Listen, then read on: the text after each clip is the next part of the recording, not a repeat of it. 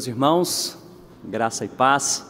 O privilégio que nós temos de nos reunirmos nessa manhã para adorarmos ao nosso Deus, sabendo que Ele está aqui no nosso meio, no meio do povo dEle, e agora nós temos o privilégio ainda de poder meditar na palavra dEle. Eu convido para que você abra sua Bíblia em Gênesis capítulo 1. Gênesis capítulo 1, nós leremos primeiramente os versículos 1 e 2, e depois versículos 26 a 28, que diz assim: a santa, inspirada e inerrante palavra de Deus. No princípio criou Deus os céus e a terra, porém, estava sem forma e vazia, havia trevas sobre a face do abismo, e o Espírito de Deus pairava por sobre as águas. Versículo 26. Também disse Deus: façamos o homem à nossa imagem, conforme a nossa semelhança. Tenha ele domínio sobre os peixes do mar, sobre as aves dos céus, sobre os animais domésticos, sobre toda a terra e sobre todos os répteis que rastejam pela terra. Criou Deus, pois, o homem à sua imagem e semelhança, a sua imagem, a imagem de Deus o criou, homem e mulher os criou. E Deus abençoou e lhes disse: sede fecundos, multiplicai-vos, enchei a terra e sujeitai-a. Dominai sobre os peixes do mar, sobre as aves dos céus e sobre todo animal que rasteja pela terra. Nós vamos orar nesse momento. Eu gostaria de convidar o reverendo Éder que faça essa oração para nós. Senhor, que grande privilégio é nos colocarmos rendidos a Ti nessas primeiras horas da manhã, para juntos ouvirmos mais uma porção da Tua Palavra. A Tua Palavra que é boa, maravilhosa, cheia de graça. Nós nos alegramos, porque necessitamos não só do alimento físico, mas necessitamos da Tua Palavra, por demais, Senhor, nos nossos dias, e principalmente nesses dias tão turbulentos que temos passado. Mais uma vez pedimos que o Senhor esteja orientando o Teu servo, capacitando-lhe, ó Pai, a ser fiel, e que a Tua Palavra seja transmitida, e que ela, uma vez que é viva e eficaz, esteja edificando as vidas, ó Pai, do Teu rebanho, do Teu povo. Fortalece-nos, ampara-nos, que em tudo, Senhor, nós estejamos não só meditando na Tua Palavra, mas vivendo a Tua Palavra em fidelidade, em amor, em o nome de Jesus Cristo. Amém. Antes de entrar no seminário presbiteriano para estudar teologia, eu me formei em ciências biológicas. E depois de formar, eu fui trabalhar num lugar onde meu coordenador, que tinha sido meu professor na faculdade, ele me fez a seguinte pergunta: como que pode um biólogo ser cristão?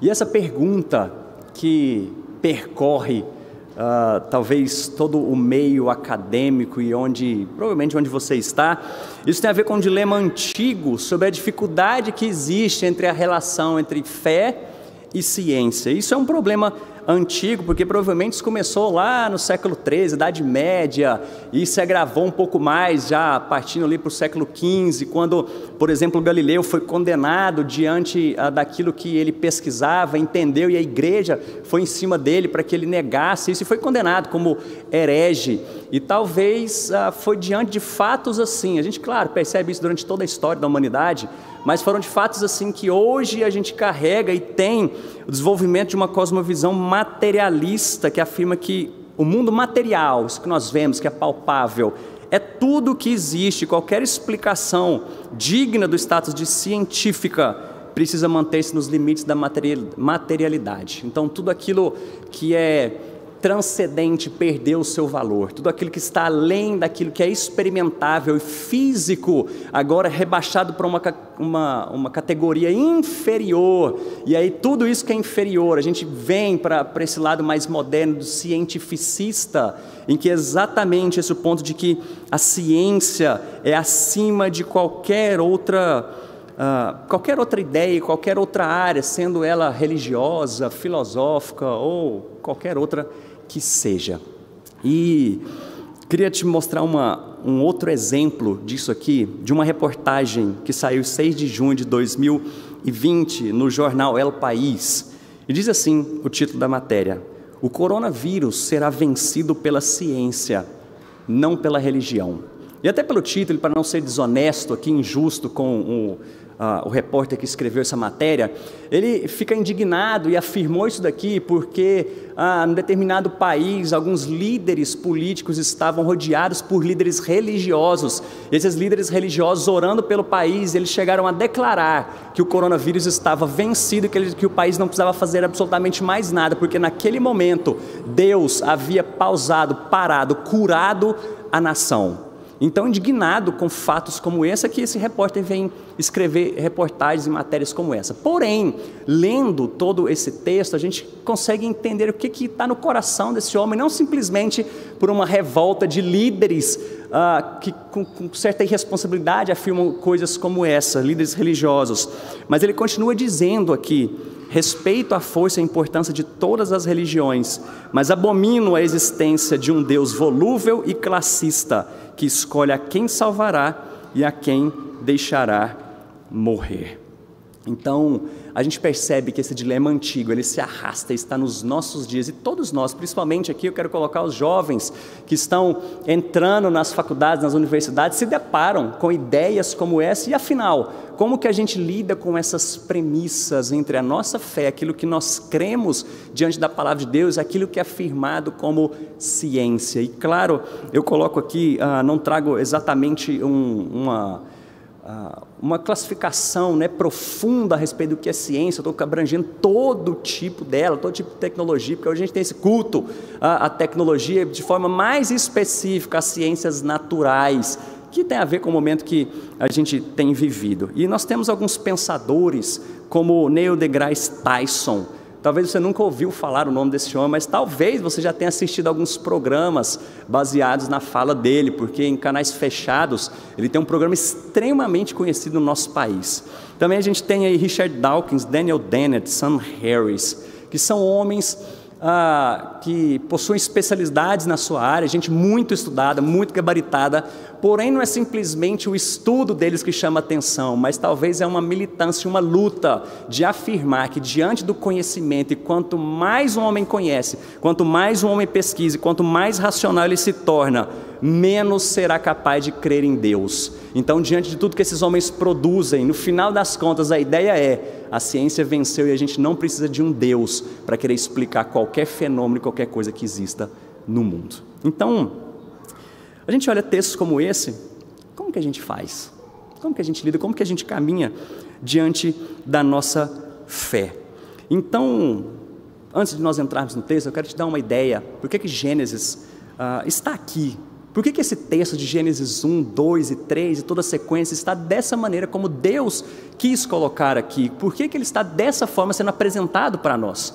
E o contexto nos mostra que o seu autor, Moisés, havia acabado de libertar o povo de uma escravidão do Egito. Eles estavam caminhando no deserto por vários anos por conta da desobediência, mas olhando para a promessa que Deus havia feito de uma terra prometida, uma terra que emanaria leite e mel, e esse povo caminhando para lá. Só que imagina, esse povo estava escravo, foi escravo por muitos anos, diante de uma sociedade, diante de toda um ensino, uma estrutura pagã.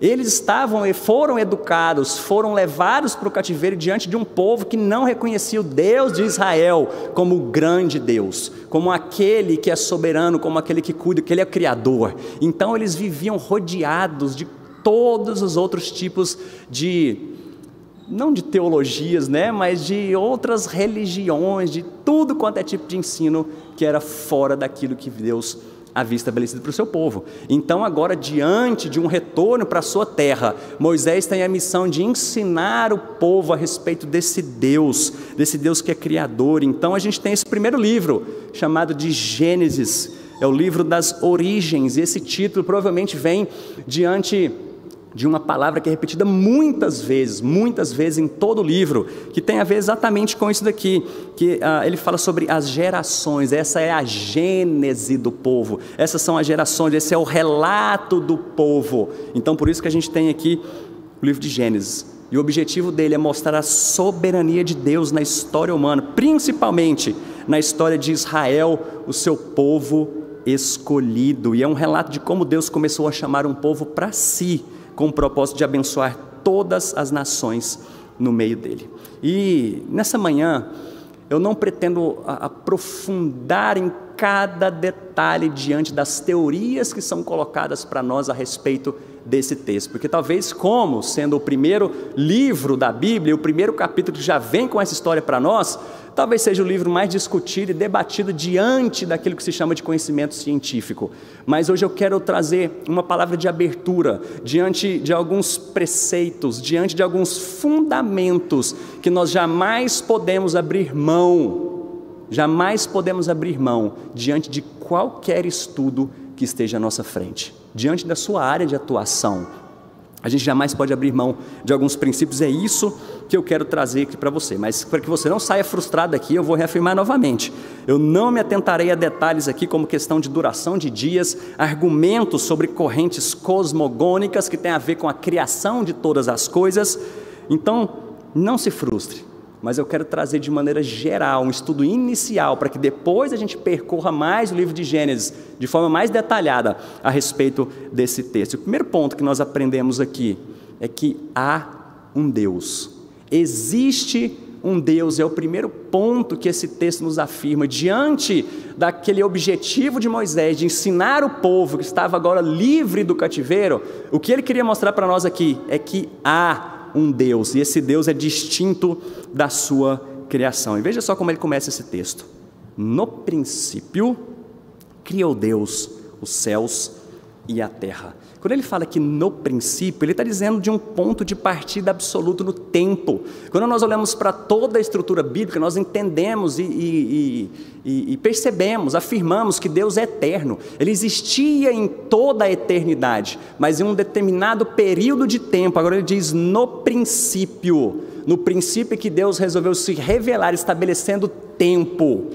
Agora ele se manifesta. E ele continua dizendo, criou Deus. Para nós, esse verbo criar, ele tem muitas dimensões, mas aqui, para um leitor que leu a primeira vez essa carta, isso aqui era muito objetivo, porque esse criou Deus, ele é um termo extremamente específico para Deus. Esse verbo não é utilizado para nenhum outro tipo de criatura, como ele vai dizer que criou, mas ele somente é apontado aqui para Deus, porque ele diz, criou Deus. E a forma como ele diz aqui para nós, é um termo conhecido de Deus, provavelmente a gente já cantou isso nas nossas canções, o Deus que é Elohim, que é uma forma plural de se referir a Deus. A forma singular, se a gente for uma tradução muito literal aqui, é de poderoso.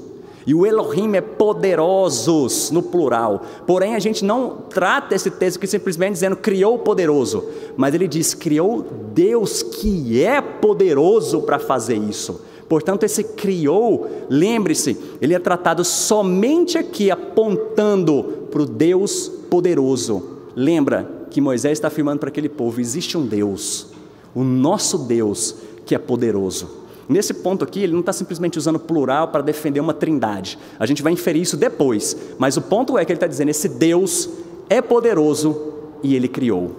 A ideia que nós temos desse criou aqui também, ela nos traz a ideia daquilo que foi criado a partir do nada.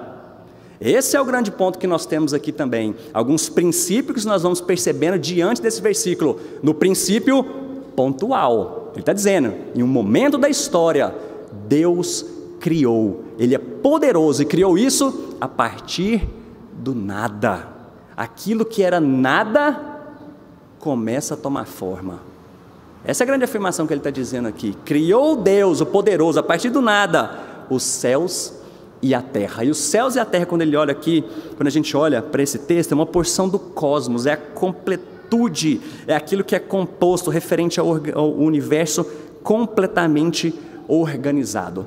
Quando a gente olha mais uma vez para esse termo terra, ele tem alguns significados dentro da Bíblia. O primeiro aqui, e que é esse ponto, ele vai falar sobre o cosmos, tudo aquilo que foi criado. Criou Deus, céus e terra, de maneira geral. Mas isso também pode ser tratado, o terra, que é a palavra eretz, ele diz aqui para nós sobre uma porção seca, que é o firmamento. A gente vai ver isso um pouquinho mais para frente, quando Deus trata desse detalhe. Mas existe um terceiro uso, quando ele diz de maneira mais específica ainda, que é a terra como o planeta, como uma parte do cosmos. Agora veja a diferença que ele está trazendo aqui para nós, isso agora vai fazer sentido.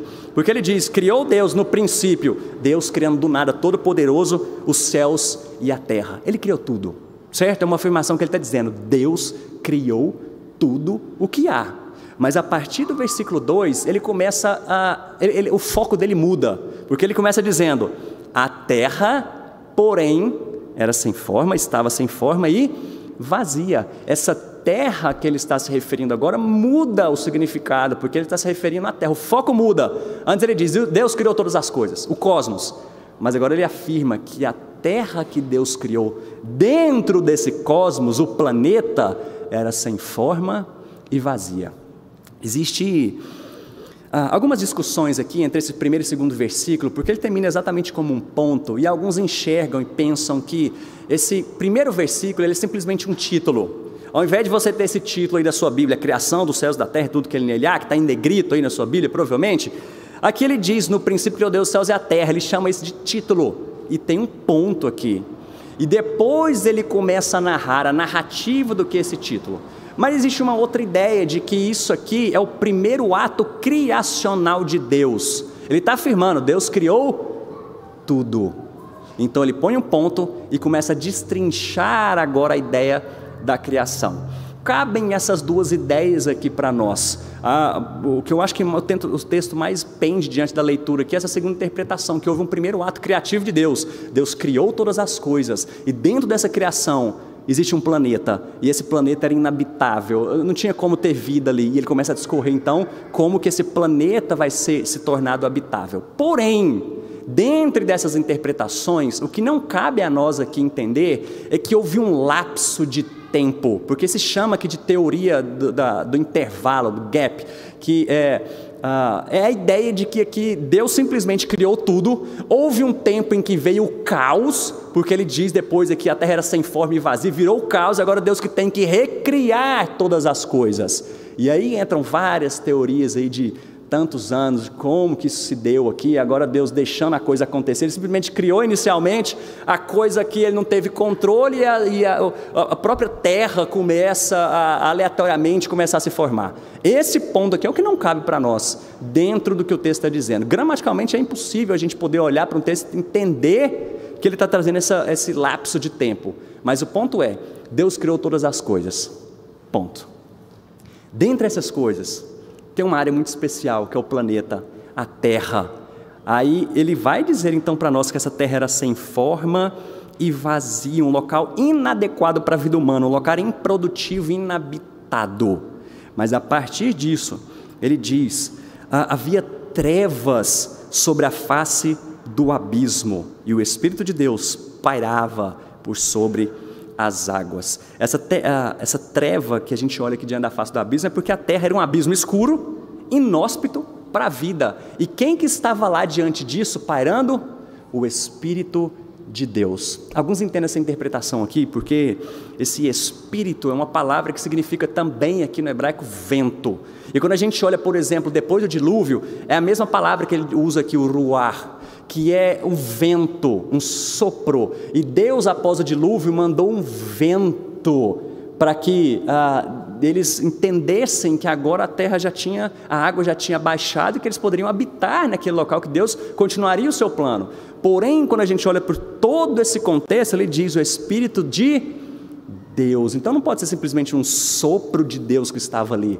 Nós entendemos que era o próprio Espírito, a terceira pessoa da Trindade que pairava por aquilo. Isso aqui é tão belo, porque Deus criou todas as coisas. Agora essa porção que nós conhecemos como terra, o planeta, estava inabitável. E agora o Espírito de Deus pairando, preparando todas as coisas para a formação do maior palco de adoração a Deus, onde o homem habitaria.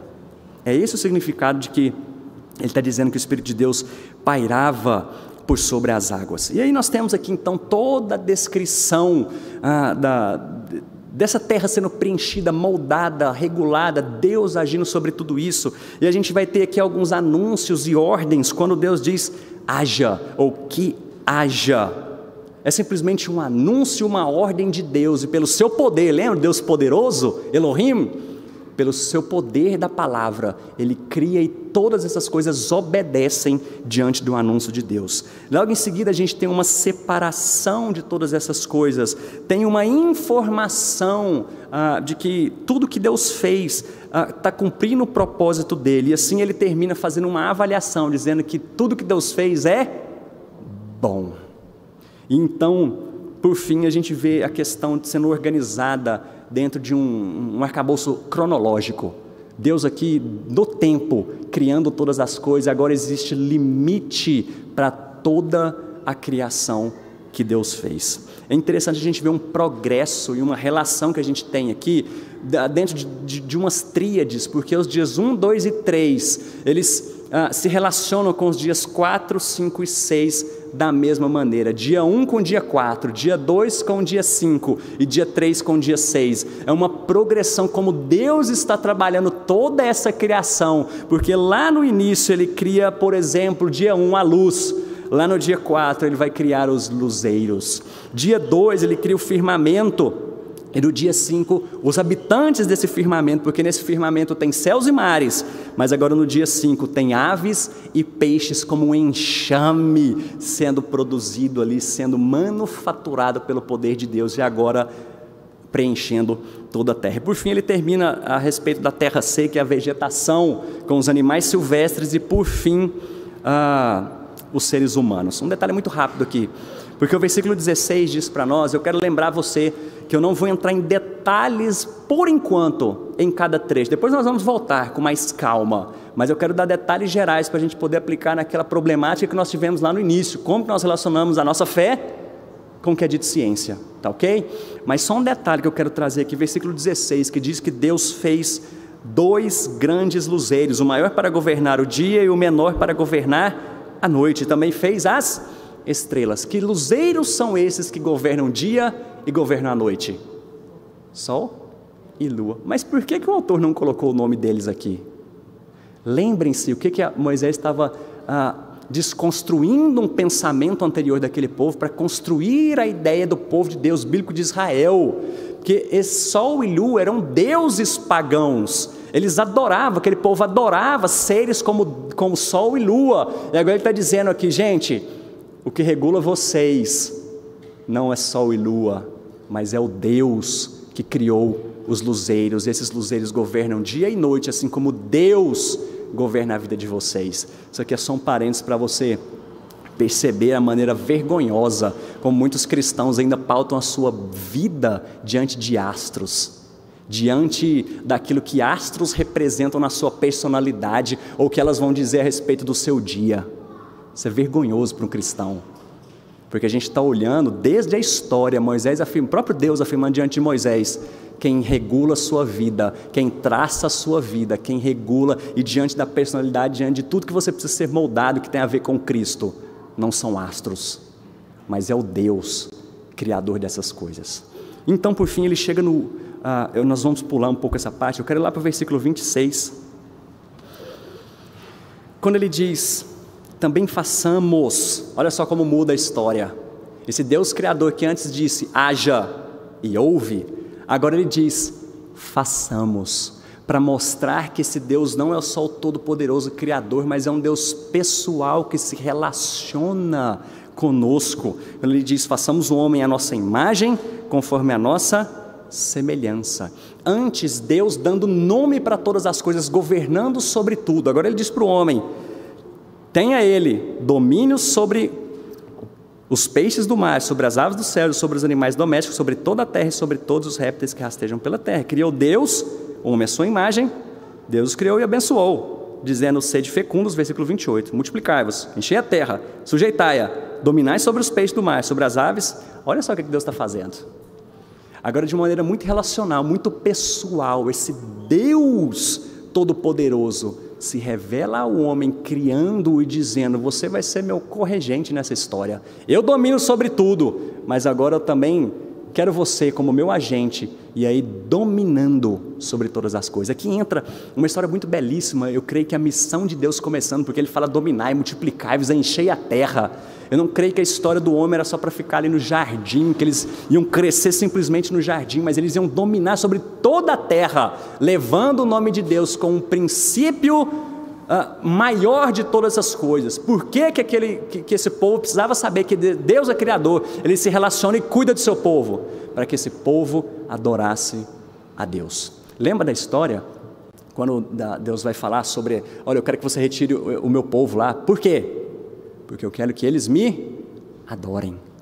Esse é o grande ponto da história aqui, para que eles me adorem. Como o homem faz isso? Sujeitando, dominando, regendo, diante de um Deus que é Criador e Todo-Poderoso. Tudo que o homem faz, tudo que nós fazemos precisa estar debaixo dessa autoridade do Senhor. E por conta do nosso tempo, eu já vou partir aqui para algumas premissas e uns pressupostos finais e aplicar isso para a nossa vida aqui. Diante disso que o homem está sendo formado, nós entendemos que aqui Deus está dando alguns mandatos para ele. Primeiro é um mandato espiritual, que o homem deveria se relacionar com Deus. Na viração do dia, lembra? Deus estava ali no jardim, Deus se relacionava, e nós fomos criados para nos relacionar com Deus. Depois ele diz também a respeito de um mandato social que tem a ver com a família. Ele falou, não é bom que o homem esteja só, vou fazer uma auxiliadora, e aqui então ele diz, multipliquem-se, cresçam. É a ideia do relacionamento família. E por fim, é o relacionamento cultural, o mandato cultural, quando Deus diz aí para dominar sobre todas as coisas. É o aspecto em que nos relacionamos com as questões políticas, porque Deus criou esse sistema de governo, de domínio, Ele criando política. Ele não criou só os dias lá da criação, mas Ele criou o relacionamento, por exemplo, o casamento e tantas outras coisas de forma indireta, através da inteligência que Deus deu ao homem. E assim, o princípio de tudo isso é adorar o Senhor. Deus está contando essa história toda aqui para que esse povo se rendesse a Ele. E assim nós entendemos então que Deus existe, esse Deus se relaciona e Ele criou todas as coisas. Porém, nesse relacionamento existe um princípio de religiosidade, em que o homem se relaciona com Deus, e a ideia de religião, a gente poderia destrinchar, é mais um outro ponto que a gente poderia destrinchar aqui, mas eu assumo a ideia de relacionamento que o homem tem com qualquer objeto. E o problema não é o objeto em si, mas a relação que o homem tem de dependência e de fé e de confiança e amor a esse objeto. Então, me permita usar esse termo aqui de objeto quando a gente relaciona a Deus, ok? Eu não quero limitá-lo de forma nenhuma a respeito disso, mas quando nós nos relacionamos com Deus de forma última, quando nós o adoramos, amamos e confiamos, essa é a nossa religião. Mas então o que eu quero entrar aqui, agora especificamente nesse ponto, é que a ciência, ela não ocorre num vácuo filosófico e religioso. Existe um objeto no qual os homens se relacionam, amam e confiam. Portanto, o que eu quero trazer para nós diante disso é para a gente tomar muito cuidado com o que a gente tem ouvido hoje a respeito de ciência, porque muitos, assim como aqueles que eu citei no início, eles se relacionam com ciência como seu Deus, como a sua religião, como aquilo que deve ser adorado, excluindo-se completamente a história de um Deus criador e soberano que governa a história, que deve, em último caso, ser adorado diante de todo o conhecimento. É claro que a gente pode acreditar aqui, deve acreditar na literalidade de Gênesis por conta dessa criação, do homem sendo criado, porque se isso aqui fosse só um conto, um mito, se não houve esse homem, esse casal, a gente não consegue percorrer a história em que não houve pecado. Se não houve pecado, não há salvação, não há necessidade de salvação. Se não há necessidade de salvação, para que eu creio num Cristo? Olha só como essa história inicial tem a ver com toda a nossa fé e com tudo o que nós fazemos. E assim nós somos chamados como corregentes para levar a adoração a Deus diante de tudo que a gente faz, inclusive produzindo ciência. E assim, a verdadeira ciência não contradiz o cristianismo, a verdadeira ciência glorifica o Criador, mas como falamos anteriormente, se os pressupostos científicos estão errados, a ciência será má. Se os pressupostos estão corretos, a ciência será boa. A verdadeira ciência exulta somente a Deus toda glória. A gente deve confiar na ciência? Eu quero só trazer um paralelo aqui, ou uma diferença entre confiar e ter fé. Sabe essa história de ter fé, quando eu disse que a razão última do meu amor, da minha confiança? Isso aqui tem a ver com Deus. Mas nós confiamos naquilo que é produzido por homens que Deus dotou de inteligência e capacitou. É claro que a gente confia. É claro que a gente confia em estudos. E claro, estou pendendo muito aqui para a história, como eu disse, da ciência natural, mas em todos os âmbitos. A gente confia porque Deus, diante da sua graça comum, tem capacitado homens e pessoas a se dedicarem a conhecer, revelar, aprofundar nessa revelação de Deus, naquilo que Ele criou. Mas eu quero te dizer também, seja cauteloso com as informações que vocês recebem. Se o WhatsApp falou, nem sempre é verdade. Infelizmente, nós estamos numa era de politização de muitos assuntos, então tenha cautela. E por fim, a gente precisa buscar equilíbrio, principalmente naquela confiança que nós temos tido em relação à vacina. Deixa eu explicar isso aqui para você não sair daqui mal interpretando as minhas palavras. Glória a Deus, porque Ele tem dotado homens com saber e produzem, por exemplo, medicamentos que nos ajudam na nossa caminhada. Mas cuidado se a sua fé está nisso. Cuidado, porque tem muita gente, muito crente, morrendo de medo, apavorado por conta da morte, porque está tão apegado às coisas desse mundo, está tão apegado às coisas que o mundo te oferece, seja família, seja bens, seja dinheiro, seja prazeres, que deposita sua fé nessa vacina para poder viver os seus dias. Cuidado, porque a nossa fé e a nossa salvação está em Jesus Cristo. Cuidado se você está paralisado por conta de medo da morte. Porém, Deus nos exige cautela, Deus nos exige cuidado. É por isso que vocês estão de máscara, é por isso que a gente tem esse distanciamento aqui. Nós não somos irresponsáveis, não somos chamados à irresponsabilidade. Nós vamos ter equilíbrio em toda a situação. Que Deus nos ajude nessa caminhada a entender qual é o nosso papel como cristãos diante do conhecimento que Ele tem nos dado. Vamos orar mais uma vez?